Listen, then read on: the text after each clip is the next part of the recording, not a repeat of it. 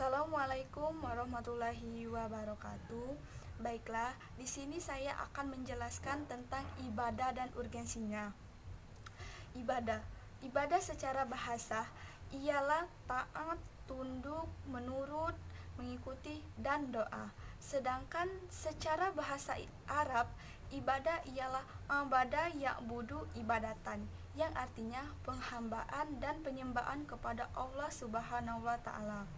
Sebagaimana telah dijelaskan di dalam Quran surat Az-Zariyat ayat 56 yang artinya, Aku tidak menciptakan jin dan manusia kecuali untuk menyembahku. Dan juga tercantum dalam Quran surat Al-Fatihah ayat 5 yang berbunyi, A'udzubillahi minasyaitonirrajim.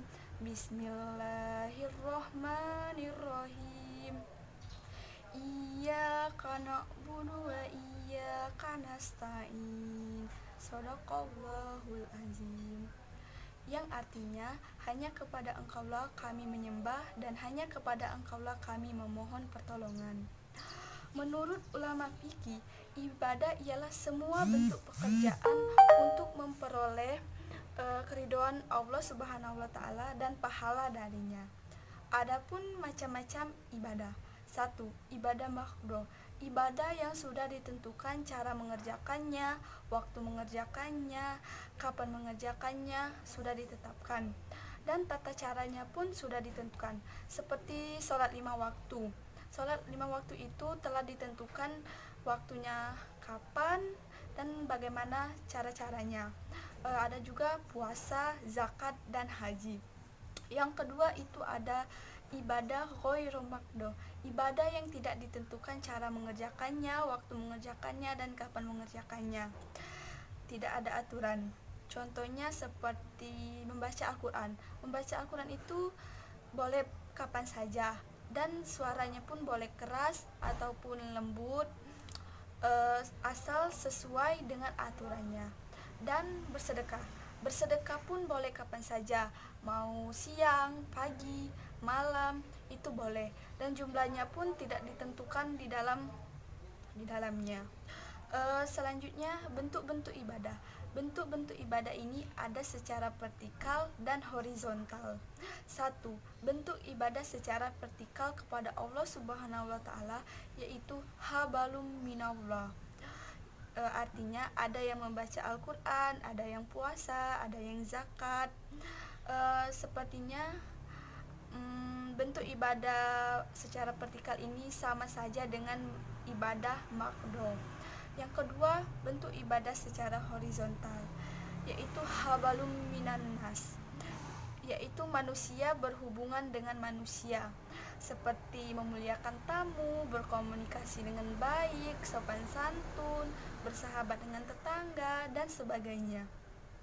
Kemudian ada syarat dan ketentuan ibadah diterima oleh Allah Subhanahu wa taala. Tentunya ibadah itu harus sesuai dengan syariat yang telah diajarkan oleh Islam. Contohnya seperti sholat. Sholat itu harus sesuai dengan syarat dan rukunnya. Ini termasuk ke dalam zohir, yang mana zohir ini pun belum tentu diterima oleh Allah karena masih ada yang lainnya berupa niat. Dalam menjalankan ibadah, kita harus berniat hanya untuk mengharapkan keridhaan dari Allah Subhanahu wa taala. Adapun hadis tentang niat, innamal a'malu binniyat, yang artinya sesungguhnya amalan itu tergantung dengan niat. Dan ikhlas secara etimologi adalah memurnikan. Secara terminologi artinya memurnikan niat dalam menjalankan ibadah, karena semata-mata bukan hanya untuk mengharapkan pahala dari Allah Subhanahu wa taala, tetapi juga mengharapkan ridho darinya. Maka kita harus melakukan ibadah secara ikhlas hanya kepada Allah agar amal soleh kita dapat diterima.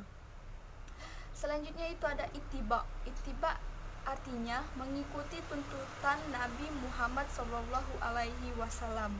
Ittiba adalah mengikuti tuntutan Nabi Muhammad SAW sesuai dengan makna syahadat bahwa Nabi adalah utusan Allah.